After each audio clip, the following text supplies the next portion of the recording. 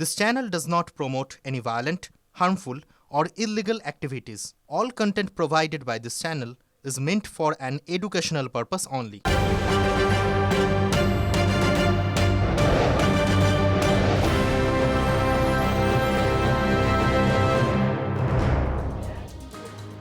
এই মুহূর্তে আপনাদের একটা গুরুত্বপূর্ণ আপডেট দেবো। আগামীকাল সিইও দপ্তরে জানতে পারা যাচ্ছে বিধানসভা নির্বাচন নিয়ে বৈঠক রয়েছে। এ রাজ্যের বিধানসভা নির্বাচন নিয়ে মূলত এই বৈঠকে কোন কোন বিষয়গুলো উঠে আসতে পারে এখনো পর্যন্ত সূত্র মারফত যেটা আমরা জানছি, কত দফায় ভোট হবে, কবে বাংলায় ভোট হবে, কিভাবে কেন্দ্রীয় বাহিনী ব্যবহার করা হবে, এই যাবতীয় বিষয়গুলোর উত্তর পেতেই হয়তো আগামীকাল এই বৈঠক। কিছু ডিটেল আমার সহকর্মী শ্রাবন্তী সাহার কাছে রয়েছে। শ্রাবন্তী সঙ্গে কথা বলবো, তবে তার আগে আপনাদের জানিয়ে রাখবো এখনো পর্যন্ত যেটুকু জানা যাচ্ছে যে এই রাজ্যের বিধানসভা নির্বাচন নিয়ে আগামীকাল সিইও দপ্তরে গুরুত্বপূর্ণ বৈঠক রয়েছে। নিঃসন্দেহে এই বৈঠকে কোন কোন বিষয়গুলো উঠে আসবে এখনো পর্যন্ত সে প্রশ্নের উত্তর খুঁজতে গিয়ে জানতে পারা যাচ্ছে যে কত দফায় ভোট হবে, কবে বাংলায় ভোট, অর্থাৎ এ বাংলায় কবে ভোটের দিনক্ষণ ঘোষণা হবে, ভোটের দিনক্ষণ ঘোষণার দিন, শুধু তাই নয় ভোটের দিনক্ষণ কবে কবে হবে, কত দফায় ভোট হবে, যাবতীয় প্রশ্নের উত্তর হয়তো এই বৈঠক থেকে উঠে আসবে। আরও একটা গুরুত্বপূর্ণ বিষয় এই বৈঠকে আলোচনা হবে, সেটা জানতে পারা যাচ্ছে সূত্র মারফত, সেটা হলো কিভাবে ব্যবহার করা হবে কেন্দ্রীয় বাহিনী। এখনো পর্যন্ত এই আপডেট পাওয়া যাচ্ছে। আগামীকাল সিইও দপ্তরে এই গুরুত্বপূর্ণ বৈঠক রয়েছে। আসন্ন এ রাজ্যের বিধানসভা নির্বাচনের বেশ কয়েকটি গুরুত্বপূর্ণ বিষয় নিয়ে বৈঠকে আলোচনা হবে বলে জানতে পারা যাচ্ছে। মূলত কবে থেকে ভোট শুরু হবে, ভোটের দিনক্ষণ, কত দফায় ভোট হবে, কেন্দ্রীয় বাহিনীকে কিভাবে ব্যবহার করা হবে, কবে থেকে ভোটের দিনক্ষণ, সেই বিষয়টাও কবে ভোটের দিনক্ষণ ঘোষণা করা হবে সেই দিনও আগামীকাল হয়তো বৈঠকে আলোচনা হবে বিষয়গুলো। কেন্দ্রীয় বাহিনীর ব্যবহার এক্ষেত্রে এবার ভোট বিশেষ করে বেশ কয়েকটি ইস্যু যেহেতু সামনে মাথাচাড়া দিয়েছে, ফলে এবছর কেন্দ্রীয় বাহিনীর ব্যবহার কিভাবে হবে সেই যাবতীয় বিষয়গুলো, ভোটের খুঁটিনাটি অর্থাৎ আসন্ন বিধানসভা নির্বাচনের রাজ্যে সেই বিধানসভা নির্বাচন সংক্রান্ত অত্যন্ত গুরুত্বপূর্ণ বেশ কয়েকটা বিষয় নিয়ে আলোচনা হতে চলেছে আগামীকাল সিইও দপ্তরে হতে যাওয়া এই বৈঠকে। আগামীকাল সিইও দপ্তরে এই বৈঠক রয়েছে।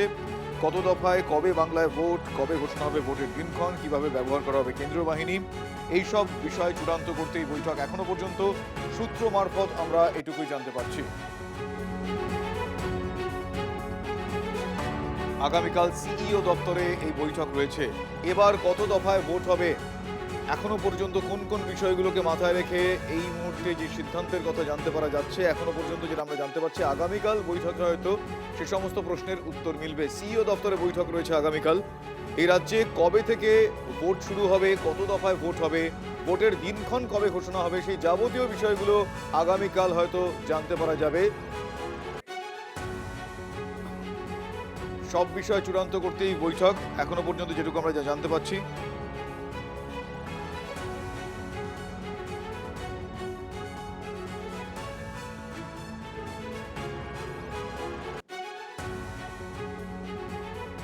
ঘুরপথে বাংলায় রাষ্ট্রপতির শাসন জারি করতে চাইছে বিজেপি, এই বিস্ফোরক অভিযোগ করেছেন অভিষেক বন্দ্যোপাধ্যায়। ঘুরপথে বাংলায় রাষ্ট্রপতির শাসন জারির চেষ্টা বিজেপির, এই বিস্ফোরক অভিযোগ, বিস্ফোরক দাবি বলা ভালো অভিষেক বন্দ্যোপাধ্যায়। সুপ্রিম কোর্টে আমরা বলতে পারি যে কোনোভাবে তাহলে যারা অমীমাংসিত রয়েছে তাদের ভোটার রাইটস দেওয়া হোক বা কিছু একটা করা হোক, সেই প্রেয়ার তো আমাদের থাকবে। বা কোনো মতে আগামী 20 দিনের মধ্যে, 15 দিনের মধ্যে, 10 দিনের মধ্যে যবেই ভোট ঘোষণা হবে তার আগে এই 60 লক্ষ কেস ক্লিয়ার করা হোক। কিন্তু এটা তো ঢুকিয়ে দেওয়া মানে এই না যে তাদের ফান্ডামেন্টাল রাইট বা ইলেকটোরাল রাইট আমি কেড়ে নেবো। যে করে হোক আমরাও চেষ্টা করব, আর না হলে আমরা শেষ দিকে ছাড়বো, মানুষের কাছে যাবো। একদিকে যেমন তৃণমূল সুপ্রিম কোর্টেও লড়বে, মমতা বন্দ্যোপাধ্যায় রাস্তাও থাকবে। এর মাঝখানে যদি ইলেকশন অ্যানাউন্স করে দেয় তাহলেও সুপ্রিম কোর্ট যাওয়ার আমার রাইট আছে। সুপ্রিম কোর্ট ক্লিয়ারলি বলেছে যে কেসগুলো আন্ডার অ্যাডজুডিকেশন রয়েছে তাদের সাপ্লিমেন্টারি লিস্ট তোমাকে পাবলিশ করতে হবে। It can be partly, it can be fully. তুমি যদি পার্টলি পাবলিশ করো ইলেকশনের আগে তাহলে ওয়েল অ্যান্ড গুড, আর যদি না করো তাহলে সুপ্রিম কোর্টকে আমি জানাবো, পরবর্তী সিদ্ধান্ত সুপ্রিম কোর্টে।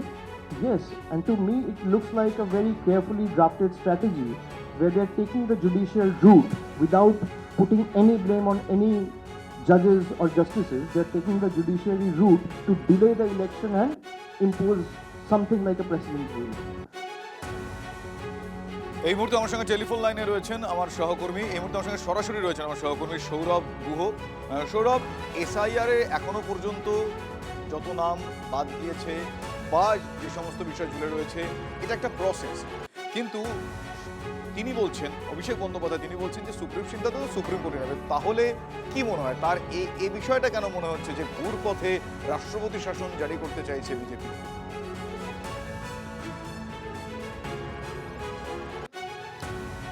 প্রথমেই বলি যে সামগ্রিকভাবে যে 60 লক্ষ অমীমাংসিত নাম, সেই অমীমাংসিত নাম নিয়েই কিন্তু এই আলোচনাটা শুরু হয়েছে।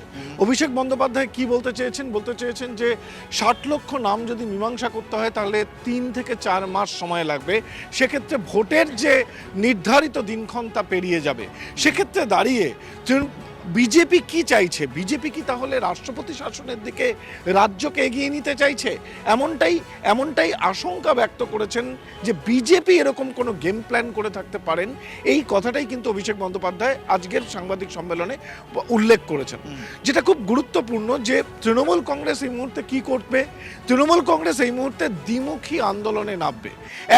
তারা কোর্টে যাবে, তারা সুপ্রিম কোর্টে একদিকে সওয়াল করবেন এবং সুপ্রিম কোর্টে গোটা বিষয়টিকে নিয়ে তারা দ্বারস্থ হবেন। অন্যদিকে মাঠে নামছেন মমতা বন্দ্যোপাধ্যায়। আগামী 6 তারিখ মেট্রো চ্যানেলে ধর্ণা অবস্থান বিক্ষোভে সামিল হবেন মমতা বন্দ্যোপাধ্যায়।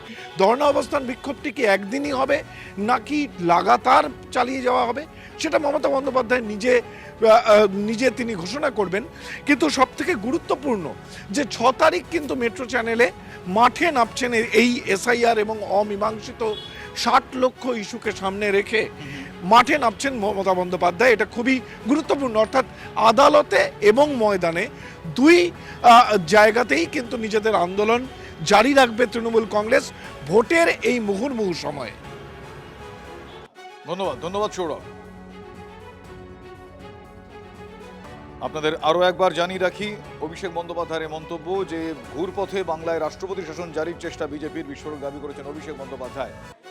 4 নভেম্বরের পর আবারও পথে মুখ্যমন্ত্রী, ঘুরপথে বাংলায় রাষ্ট্রপতি শাসন জারির চেষ্টা করছে বিজেপি বললেন অভিষেক বন্দ্যোপাধ্যায়। এমনটা তার দাবি। এসআইআর এ বৈধ ভোটারের নাম বাদের অভিযোগ করছেন তিনি। এসআইআর এর নামে বাংলায় আতঙ্কের পরিবেশ তৈরির চেষ্টার অভিযোগও তিনি করছেন। 4 নভেম্বরের পর আবারও পথে নামছে মমতা বন্দ্যোপাধ্যায়। রাজনৈতিক ব্যক্তিত্বরা অভিষেক বন্দ্যোপাধ্যায়ের এই দাবি তারা কিভাবে দেখছেন, আমি একটু রিয়াকশন, যেটাকে আমরা বলি প্রতিক্রিয়া নেওয়ার চেষ্টা করবো। এই মুহূর্তে আমার সঙ্গে রয়েছেন বিজেপি নেতা জগন্নাথ চট্টোপাধ্যায়। জগন্নাথবাবু, অভিষেক বন্দ্যোপাধ্যায়ের এহেন দাবি বা মন্তব্য যাই বলি না কেন, কি মনে হয় কিসের পরিপ্রেক্ষিতে এবং কেন? দেখুন, পরাজিতের হতাশা প্রকাশ ছাড়া আমি আর কি বলতে পারি। সুপ্রিম কোর্টের প্রথম যেদিন এসআইআর সংক্রান্ত অবজারভেশন এবং তার সংক্রান্ত কিছু অর্ডার এসেছিল, তখন তিনি বলেছিলেন কোর্টেও হারিয়েছি, ভোটেও হারাবো। তো হঠাৎ এখন তিনি কেন বলতে শুরু করলেন যে বিজেপি করাচ্ছে? আদালতে কি বিজেপি গেছিল? কে গেছিল নাচতে নাচতে পশ্চিমবঙ্গের মুসলমানদের ভোটার লিস্টে নাম রাখার জন্য সুপ্রিম কোর্টে, এবং তিনি নাম রাখার ব্যবস্থা করছেন বলে? বিচারাধীন ভোটার তো ভূভারতে কোনো কালে হয়নি। কে ঘোলা জল করলো? কে ঘেঁটে দিল পুরো প্রক্রিয়াটাকে? দায় তো তার। তৃণমূল কংগ্রেসকে পুরো দায় নিতে হবে এবং ভোটার তালিকা শুদ্ধিকরণের দায়িত্ব এখন জজ সাহেবদের, বিচারকদের। জজ সাহেবদেরও মাথায় রাখতে হবে যে কোনো কারণে যদি বাংলাদেশি একটা ভোটারের নাম থেকে যায়, 5 বছর পরেও যদি ধরা পড়ে, যে জেলা জজ বা অতিরিক্ত জেলা জজের সইতে বা অ্যাপ্রুভালে এই বাংলাদেশি বা কোনো রোহিঙ্গা বা কোনো অবৈধ ভোটারের নাম থেকে যাচ্ছে, পশ্চিমবঙ্গে এই 60 লক্ষ পোকা বাছার কাজ এখন 250 জজ সাহেব করছেন। এই পরিস্থিতি তৈরি করলেন মমতা বন্দ্যোপাধ্যায় এবং তৃণমূল কংগ্রেস। সুপ্রিম কোর্টে তো সুকান্ত মজুমদার, শ্রমিক ভট্টাচার্য, শুভেন্দু অধিকারী যাননি। এখন এসব কথা বলা পরাজিতের হতাশা ছাড়া আর কিছু না। কিন্তু আরেকটা জিনিসও মনে রাখতে হবে যে আসল ষড়যন্ত্রটা মুসলমানদের নিয়ে তৃণমূল কংগ্রেস যা করছে তা প্রাথমিকভাবে আমরাও ধরতে পারিনি।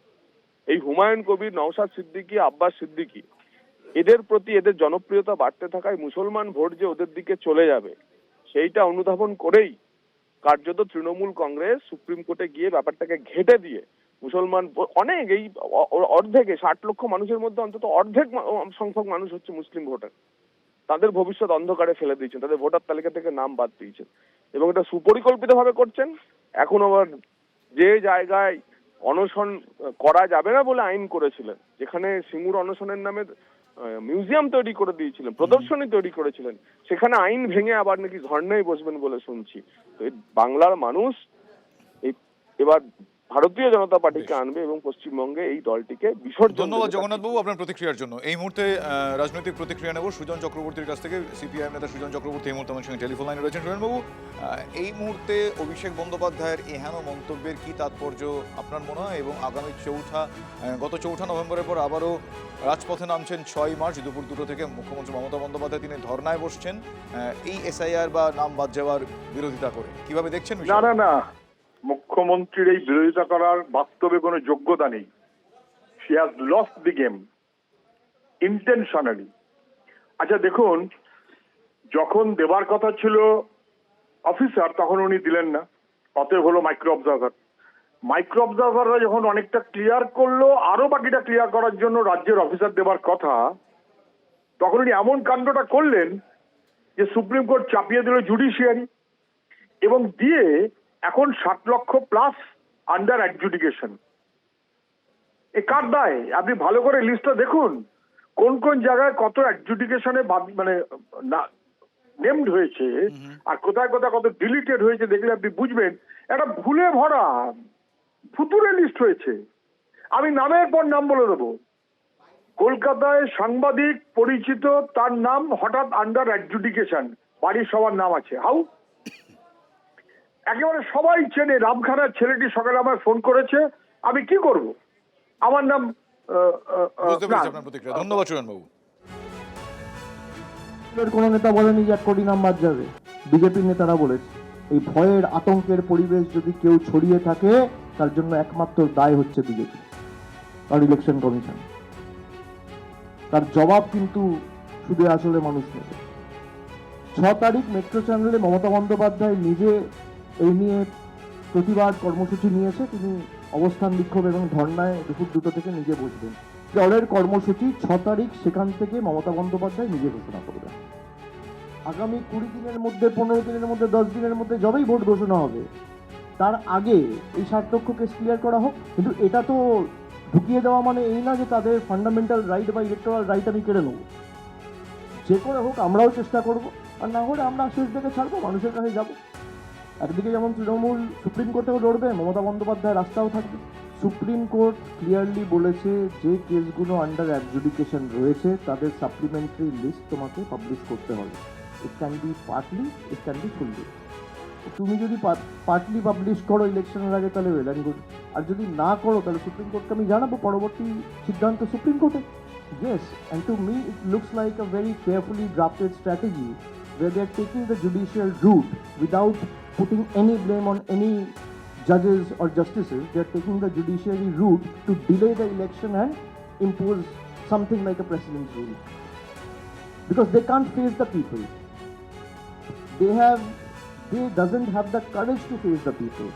দেখুন, এসআইআর প্রক্রিয়া যারা মারা গিয়েছেন তাদের পরিবারের পিছু একজন করে চাকরি দেওয়ার কথা রয়েছে রাজ্যের মুখ্যমন্ত্রী মমতা বন্দ্যোপাধ্যায়, এবং আগামীকালই নবান্নে 61 জনের হাতে নিয়োগপত্র তুলে দেবেন মুখ্যমন্ত্রী। বিস্তারিত জানবো, আমাদের প্রতিনিধি দীক্ষা ভুইয়া রয়েছেন আমাদের সঙ্গে। দীক্ষা, দেখো, যারা এসআইআর প্রক্রিয়ার কাজ চলাকালীন মারা গিয়েছেন, কেউ কেউ লাইনে দাঁড়িয়ে থাকতে থাকতে অসুস্থ হয়ে মারা গিয়েছেন, অনেকে আবার আত্মহত্যা করেছেন, তার মধ্যে বিএলও রয়েছেন, অনেকে আবার সাধারণ নাগরিক রয়েছেন, তাদের কাছে কাগজপত্র নেই বলে এই রকম মৃত্যুর সংখ্যা বেড়ে দাঁড়িয়েছে এই মুহূর্তে 56 জনের মতন।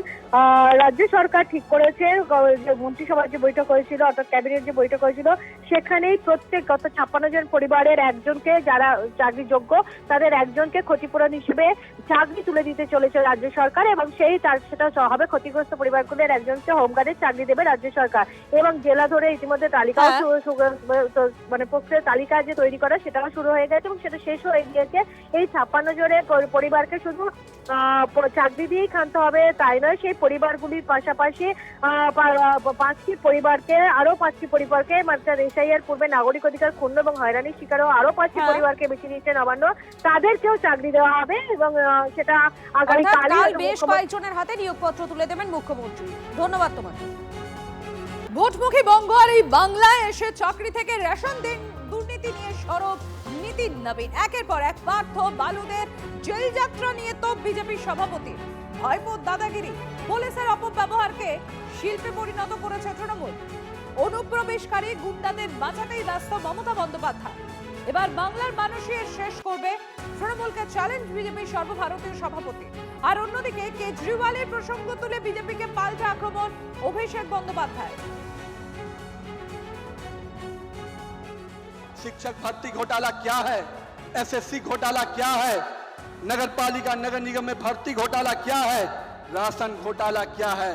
और दीदी, आपके आधा दर्जन मंत्री अगर जेल गए हैं तो कौन से तीर्थ यात्रा में गए हैं, उन्होंने कौन सा कारनामा किया था कि आज आपकी सरकार के मंत्री जेल जाने के लिए मजबूर होते हैं।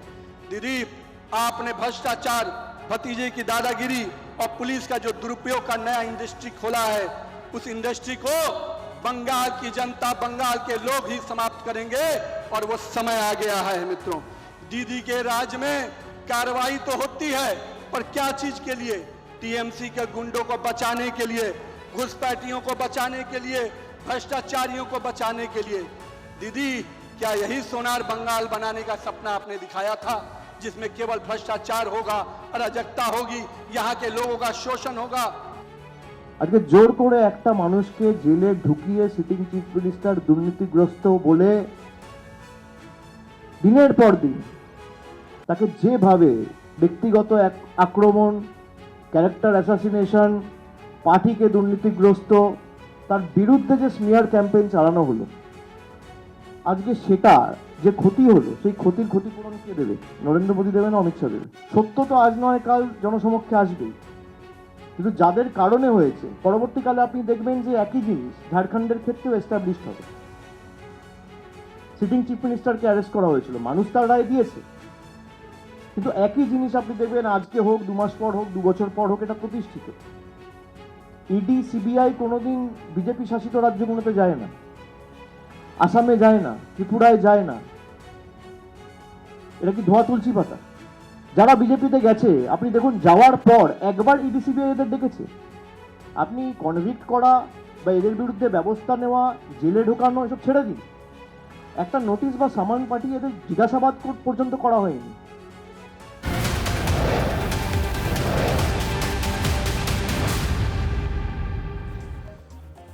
বাংলায় পরিবর্তনের ডাক দিয়ে বিজেপির রথ বেরোলো। আগামীকাল দক্ষিণ 24 পরগনার রায়দিঘিতে এর সূচনা করবেন কেন্দ্রীয় স্বরাষ্ট্রমন্ত্রী অমিত শাহ।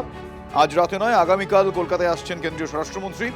5000 কিলোমিটার পরিক্রমার পর ব্রিগেডে এই পরিবর্তন রথ পৌঁছবে। এরপর পরিবর্তন যাত্রা শেষে আগামী 15ই মার্চ ব্রিগেড প্যারেড গ্রাউন্ডে প্রধানমন্ত্রীর সভা রয়েছে।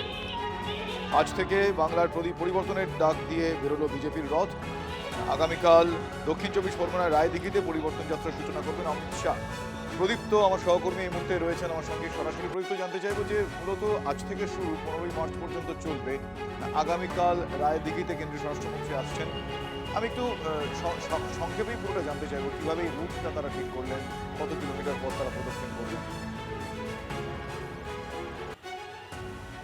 দেখো, রাজ্যের মোট 9টি প্রান্ত থেকে এবং বিজেপির সাংগঠনিক যে 9টি বিভাগ থেকে এই রথযাত্রা তারা শুরু করেছে বা পরিবর্তন যাত্রা, যা আজকে বেশ কয়েকটি জায়গাতে হয়েছে। কৃষ্ণনগর দক্ষিণ, কোচবিহার দক্ষিণ, কুলটি এবং তার পাশাপাশি গড়বেতাতে, এই 4টি জায়গায় আজকে সূচনা হয়েছে এবং আগামীকাল সূচনা হওয়ার কথা রয়েছে রায়দিঘি, একই সঙ্গে হচ্ছে হাসন, আমতা এবং তার পাশাপাশি করার কথা রয়েছে সন্দেশখালি থেকেও।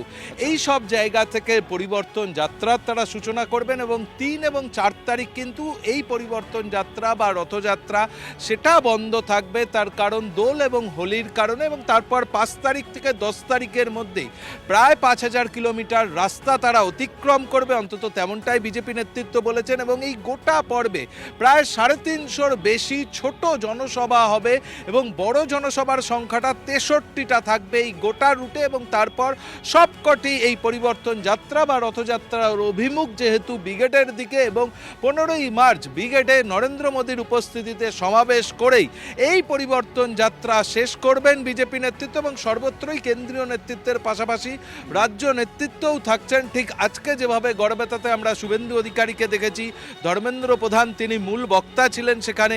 আজকে সুকান্ত মজুমদার, জেপি নাড্ডাকে দেখা গিয়েছে কৃষ্ণনগরে, নীতিন নবীন নবীন এবং শ্রমিক ভট্টাচার্য তারা ছিলেন কোচবিহার দক্ষিণে, ঠিক আগামীকালও একই রকমভাবে ইসলামপুরে নিতিন নবীন থাকবেন উপস্থিত, শিবরাজ সিং চৌহান এবং শুভেন্দু অধিকারী তারা সন্দেশখালীতে থাকবেন, আমতাতে শ্রমিক ভট্টাচার্য এবং কেন্দ্রীয় প্রতিরক্ষা মন্ত্রী রাজনাথ সিং থাকবেন, মহারাষ্ট্রের মুখ্যমন্ত্রী দেবেন্দ্র ফডনবিস এবং মিঠুন চক্রবর্তী তারা দুজনে উপস্থিত থাকবেন।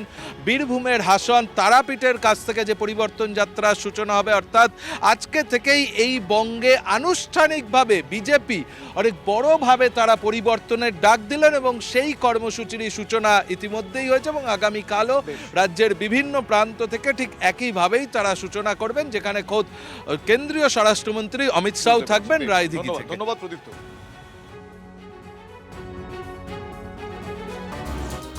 দেখুন, এই যে পরিবর্তন যাত্রা, সেই পরিবর্তন যাত্রার সূচনায় হুঙ্কার দিলেন রাজ্যের বিরোধী দলনেতা শুভেন্দু অধিকারী। তিনি কি বলছেন? তিনি বলছেন বদল তো করতে হবে, মহিলাদের ওপর যারা অত্যাচার করছে তাদের বিরুদ্ধেও বদলাও নিতে হবে। বিজেপিকে ক্ষমতায় আনুন, পাতালের ভেতরে থাকলেও খুঁজে বের করে আনবো, ধর্ষকদের সকালে জমা করব, বিকেলে খরচ করব। গড়বেতায় পরিবর্তন যাত্রা থেকে হুঙ্কার দিলেন বিরোধী দলনেতা শুভেন্দু অধিকারী। যদি উত্তর প্রদেশে মুলায়ম সিং যাদব আর বিএসপির জঙ্গল রাজ খতম হতে পারে, আজকে 17 সাল থেকে উত্তর প্রদেশে গুন্ডা খতম, সুশাসন এসেছে, নারী সুরক্ষা এসেছে। আজকে বিহারে নীতিশ কুমার জি নেতৃত্বে মোদী জির নির্দেশনায় বিহারে আজকে জঙ্গল রাজ খতম হয়েছে। বদল করতে হবে, আর মহিলাদের উপর যারা অত্যাচার করেছে বদলাও নিতে হবে। বিজেপিকে আনুন, পাতালের ভিতরে ঢুকে থাকলেও টেনে বের করবে বিজেপি সরকার, টেনে বের করবে। আর ধর্ষকদের সকালে জমা করব, বিকালে খরচ করে দেব ভারতীয় জনতা পার্টি। ইউপি পারলে, আসাম পারলে, মহারাষ্ট্র পারলে, উড়িষ্যা পারলে আমরাও পারবো। আমাদেরকে আপনারা আনুন। অরূপ চক্রবর্তী তৃণমূল মুখপাত্র রয়েছেন আমাদের সঙ্গে। অরূপ বাবু, শুভেন্দু অধিকারী বিরোধী দলনেতা, তিনি বলছেন মহিলাদের উপর যারা অত্যাচার করছে তাদের বিরুদ্ধে বদলাও নিতে হবে এবং তিনি এই কথাও বলছেন যে বিজেপিকে ক্ষমতায় আনলে পরে পাতালের ভেতর থাকলেও তাকে খুঁজে বের করা আনা হবে। ঠিকই তো, ভারতবর্ষ তো দেখেছে কুলদীপ সিং সেঙ্গার বিজেপির এমএলএ ছিল, একটা নাবালিকা মেয়েকে উপর্যুপুরি রেপ করলো, তারপর থ্রেট দিল যাতে থানায় কমপ্লেন না করে। অরূপবাবু, আপনার কথা ভীষণ ব্রেক করছে, এটুকু স্থান পরিবর্তন করে বলা সম্ভব? না, সম্ভব না, কারণ আমি গাড়িতে করে মুভ করছি, আমি গাড়ির মধ্যে থেকে স্থান পরিবর্তন করতে পারবো না। শোনা যাচ্ছে কি? বলুন বলুন বলুন। সারা ভারতবর্ষের মানুষ দেখেছে যে কুলদীপ সিং সেঙ্গার বলে একজন ব্যক্তি, যিনি বিজেপির এমএলএ ছিলেন, তিনি একটি মেয়ে তার কাছে বিচার চাইতে এসেছিল, তার জন্য সেই মেয়েটিকে উপর্যুপুরি নাবালিকা মেয়েটিকে ধর্ষণ করেন এবং গণধর্ষণ করেন সঙ্গী সাথে। সেই মেয়েটি পরিবার যাতে থানায় অভিযোগ না জানাতে যায় তার জন্য থ্রেট করেছিলেন। মেয়েটির বাবা যখন অভিযোগ জানাতে গেছিল, থানার মধ্যে পিটিয়ে তার বাবাকে খুন করে। তারপর মেয়েটি আদালতে যায়, যে আইনজীবী তাকে সহযোগিতা করছিল, মেয়েটির কাকিমা মেয়েটি আদালতের থেকে ফেরার পথে গাড়ি চাপা দিয়ে খুন করার চেষ্টা করে, মেয়েটির কাকিমা আর আইনজীবীর মৃত্যু হয়, মেয়েটি কোমায় চলে যায়। তারপর মেয়েটি সুপ্রিম কোর্টের দৃষ্টি আকর্ষণ করার জন্য যখন দিল্লি যায়, দিল্লি পুলিশ পিটিয়ে তুলে দেয়। আর ওই সেঙ্গারের মুক্তি চেয়ে যারা মিছিল করেছিল যে কুলদীপ সিং সেঙ্গারকে মুক্ত করতে হবে, তার নাম ভারতীয় জনতা পার্টি। কাট্টু এবার দক্ষিণ ভারত, মুনিরত্ন বিজেপির এমএলএ কর্ণাটকের, মুনিরত্ন তার এক মহিলা সহকর্মীকে ডেকে তার বিরুদ্ধে এর আগেও তিনি যৌন হেনস্থা করেছিলেন, থানায় অভিযোগ করেছিলেন, বলেছেন অভিযোগ প্রত্যাহার করতে। ওই মহিলা রাজি হননি। তারপর তাকে চাকরির লোক দেখে ডেকে আনা হয় এবং তাকে ধর্ষণ করে তার সঙ্গীদের দিয়ে 4 জন মিলে গণধর্ষণ করেন এবং তার শরীরে ভাইরাল ইনজেকশন পুশ করে দেন। এটা হচ্ছে বিজেপির মহিলা সম্মান যোজনা। বিজেপি কিরম মহিলা সম্মান করে? উত্তরপ্রদেশে আপনারা দেখেছেন কদিন আগে ন্যাশনাল এক্সপ্রেসের উপর মহিলাকে নিয়ে গাড়ি থেকে নেবে নগ্ন অবস্থায় যৌন সঙ্গম করছিলেন। আপনারা বলতে চাইছেন যে বিজেপি মহিলাদের কতটা সম্মান করে সেটা উত্তরপ্রদেশের দিকে তাকালে বোঝা যাবে। এই বক্তব্যই আপনারা রাখতে চাইলেন। ধন্যবাদ।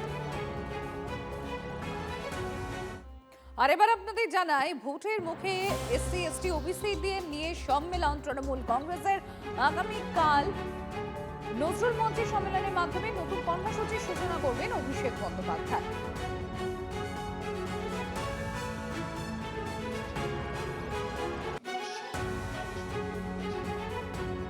প্রচারের জন্য গাড়ি রয়েছে, রাজ্যের বিভিন্ন জেলায় জেলায় রওনাও দেবে। আমরা আরো ডিটেলসে জানবো এই কর্মসূচি নিয়ে। সৌরভ রয়েছেন আমার সহকর্মী আমাদের সঙ্গে। সৌরভ, দেখো, তপশিলি সংলাপ, ভোটের আগে এই তপশিলি সংলাপে যোগদান করবেন অভিষেক বন্দ্যোপাধ্যায়। রুদ্ধদ্বার একটি বৈঠক অনুষ্ঠিত হবে কালকে সকাল 12টার সময় নজরুল মঞ্চে, যেখানে বক্তা অভিষেক বন্দ্যোপাধ্যায়। তপশিলি সংলাপ মানে এসসি এবং এসটি নেতা কর্মীদের সঙ্গে, দলের এসসি এসটি নেতা কর্মীদের সঙ্গে বৈঠক, রুদ্ধদ্বার বৈঠক করবেন অভিষেক। ভোটের সমীকরণে এসটি এবং এসটি অত্যন্ত গুরুত্বপূর্ণ একটা উত্তর 24 পরগনা, নদিয়া এবং অন্যদিকে ঝাড়গ্রাম, পুরুলিয়া, বাঁকুড়া, এই সমস্ত জায়গায় আদিবাসী ভোট অর্থাৎ এসটি, সব মিলিয়ে ভোটের মুখে এসটি এবং এসটি ভোট ব্যাংকের দিকে পাখির চোখ করে এসসি এসটি নেতাদের সঙ্গে বিশেষ এই বৈঠক করছে Trinamool Congress second in command, যা রাজনৈতিকভাবে খুব গুরুত্বপূর্ণ বলে মনে করছে রাজনৈতিক মহল। ধন্যবাদ সৌরভ। বিদ্যুৎস্পৃষ্ট হয়ে 5 শ্রমিকের মৃত্যু। দিনহাটায় পাথরডাঙ্গার কারখানায় মর্মান্তিক দুর্ঘটনা হয়েছে। বিদ্যুৎস্পৃষ্ট হয়ে মৃত্যু হয়েছে 5 জন শ্রমিকের। দিনহাটায় এই ঘটনা ঘটেছে। পাথরডাঙ্গার কারখানায় মর্মান্তিক এই ঘটনা ঘটেছে। বিদ্যুৎস্পৃষ্ট হয়ে কিভাবে মৃত্যু হলো 5 শ্রমিকের, কেনই বা তারা বিদ্যুৎস্পৃষ্ট হলেন, এই নিয়ে একটা অসন্তোষ তৈরি হয়েছে শ্রমিকদের মধ্যে। শ্রমিকের মৃত্যু হয়েছে, 5 শ্রমিকের মৃত্যু হয়েছে দিনহাটায়। সুমন কল্যাণ আমাদের প্রতিনিধির সঙ্গে রয়েছেন। সুমন, কি খবর? দেখো, এই যে পাথর ভাঙার যে কারখানা, সেখানে এই ঘটনাটা ঘটেছে এবং যেটা প্রাথমিকভাবে জানা যাচ্ছে যে মেশিন যেটা ছিল সেই মেশিনের শর্ট সার্কিট থেকে এই ঘটনা ঘটতে পারে বলে একটা আশঙ্কা প্রকাশ করা হয়েছে। তবে এই 5 শ্রমিককে যখন দিনহাটা হাসপাতালে নিয়ে আসা হয়েছে তখনই তাদেরকে মৃত বলে ঘোষণা করা হয়। পাশাপাশি এখনো একজনের কিন্তু চিকিৎসা চলছে দিনহাটা হাসপাতালে। এই খবর পাওয়ার পরেও কিন্তু পুলিশরা এসে হাজির হয়েছেন। পুলিশের কর্তা ব্যক্তিরা বিষয়টা কি হয়েছিল ওই সময় একেবারে, দেখো, এই কয়েকজনই কিন্তু সেখানে ছিলেন, ফলে আরো কিছুক্ষণ সময় লাগবে যে কি হয়েছে। তবে প্রাথমিকভাবে যেটা অনুমান যে শর্ট সার্কিট থেকেই এইরকম একটা ঘটনা ঘটতে পারে। তবে অত্যন্ত উত্তেজনা এই মুহূর্তে রয়েছে, কারণ একসাথে এমন একটা ঘটনা যে 5 জন শ্রমিক তারা কিন্তু মারা গেছেন এবং একজনের কিন্তু এখনো আহত। ফলে সব মিলিয়ে পরিস্থিতি অত্যন্ত উত্তেজনা প্রবণ ওখানে বলাই যায়। তবে কি করে এই ঘটনা ঘটলো, কেন ঘটনা ঘটলো, সেটা কিন্তু খতিয়ে দেখছে পুলিশ এবং বিদ্যুৎ দপ্তরের লোকেরা। তার সঙ্গে কথা বলেছে পুলিশ, কিছু এগোচ্ছে তদন্তে। না, দেখো, এখনই সদ্য কিছুক্ষণ আগে এই ঘটনা ঘটেছে, তারও কোনো এখনো খোঁজ খবর পাওয়া যায়নি। পুলিশ তবে মাত্র এসেছে, তারা কিন্তু খোঁজ খবরটা শুরু করেছে। ধন্যবাদ, সুমন কল্যাণ আমাদের প্রতিনিধির সঙ্গে ছিলেন।